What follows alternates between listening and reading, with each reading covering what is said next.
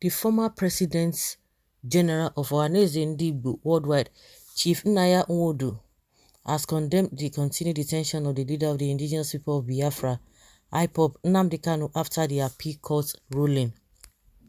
Nwodo, who spoke while reacting to the court judgment, described the Nigerian government's continued detention of Kanu as a provocative action that does nobody, including the federal government, any good. The former Minister of Information, while advising President Muhammadu Buhari and his appointees to rethink and free Nnamdi Kanu, warned that violating orders of the court would have far-reaching consequences. Nwodo said, a critical review of the government's position on this matter is very important because of the far-reaching implications keeping the IPOB leader after the court ruling we have on the much-desired peace and stability in the country. If the honorable courts or justices of the Court of Appeal reviewed the situation and arrived at their decision, going outside the ruling of the court could be provocative and injurious to the federal government's image on the rule of law and respect for judiciary. He emphatically stated that any other reason being adduced to warrant keeping Kanu incarcerated is most likely going to be inferior to respecting the ruling of the court and also the sensibilities of some Nigerians, particularly Ndigbo, who hailed and celebrated the ruling. Sahara reporters reported that the Abuja division of the Court of Appeal on October 13 discharged Kanu on the terrorism charge brought against him by the government. The appellate court, in a unanimous decision, faulted the process through which Kanu was brought before the Federal High Court to answer to terrorism charges, but the Attorney General of the Federation and Minister of Justice, Mr.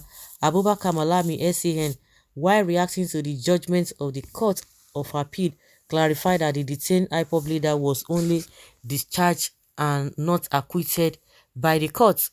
Acquittal is a verdict by the judge that the accused is not guilty of the offense he is charged with. With discharge means releasing a person from custody or allegation due to insufficient grounds or to proceed with the case. The appeal court ruled that the arrest, abduction and subsequent arraignment of Kanu before a federal high court violated the International Convention on Terrorism and thus robbed any court of law in Nigeria of the necessary jurisdiction to entertain the suits. Justice Adedotun Adefope Okije, who read out the judgments of the three-man panel, noted that there was nowhere the federal government should show it complied with the procedures of the extradition of the IPOB leader from Kenya last year. The appellate court listed the conditions according to the Organization of African Unity, which a state must meet to include a formal application for extradition to the host country, permission from a court, and a statement of the alleged offenses in connection with extradition requests, among others. The court explained that the requirements were aimed at ensuring that people were only extradited after full conviction of alleged committer of an offense and not for any other purpose. Similarly, a federal high court sitting in Umuahia, Abia State on Wednesday ordered President Buhari's government to return Kanu to Kenya, describing its extraordinary rendition as a grave violation of human rights.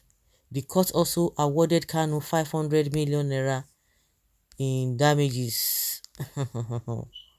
Don't worry now. I think the whole world is saying is that even in Nigeria courts, after the UN has really ordered them to release him, because the same thing the Nigerian court has said is what the UN has said, but they refused. They refused. Not obeying court order is a substantial proof that Nigeria is a zoo filled with wild animals. Okay, you got it wrong. Southeast voted Jonathan. Okay, you and your family are Zoo. Is Buhari Nigeria? Many of you Igbos are responsible for Buhari becoming the president because you play football and open shops on election day. 2023 is coming. Don't get your PVC and vote Peter Obi. You will lament more. You got it wrong. Southeast voted Jonathan. Buhari did not get 2% vote from the Southeast. I agree with you not to vote a continuity of Buhari and another Fulani. Nigeria will not survive another violence. You call it violence. Pharaoh's heart was hardened, but God showed his power. They know what they are doing. They are deliberately infuriating the Igbos to force them to react, which would cause series of agitations in the east that the federal government will infiltrate by sending in their thugs who would cause quantum destruction and blame it on unknown gunmen so as to affect the peace of the election in the coming year. We need wisdom in Igbo land now. This government doesn't even respect Nigeria constitution, but they want our citizens to respect them. Igbo people get mouth.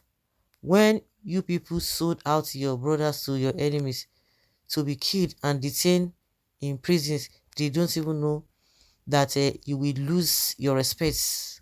Among 12 apostles, one is Judas, but remember what happened to him, that's Judas, what he gained at the end of that singular act. Okay, um this will also let the Igbo know that we are being marginalized. They are telling us we can do nothing. How many Igbos has questioned the release of Kabiru, Shokoto, or those released from Kirikiri prison? Was it court that discharged them? And we are after we where are they taking them to flights? He did it in Northerners. It is Buhari thing. The Igbos and Hausa Fulani see everything as marginalization.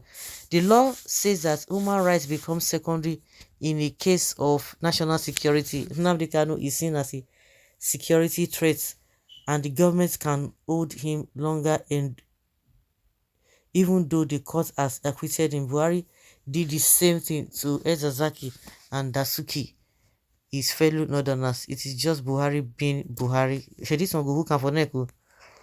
But that is against rule of law. If you operate not under the stipulated laws, what is the essence of democracy then?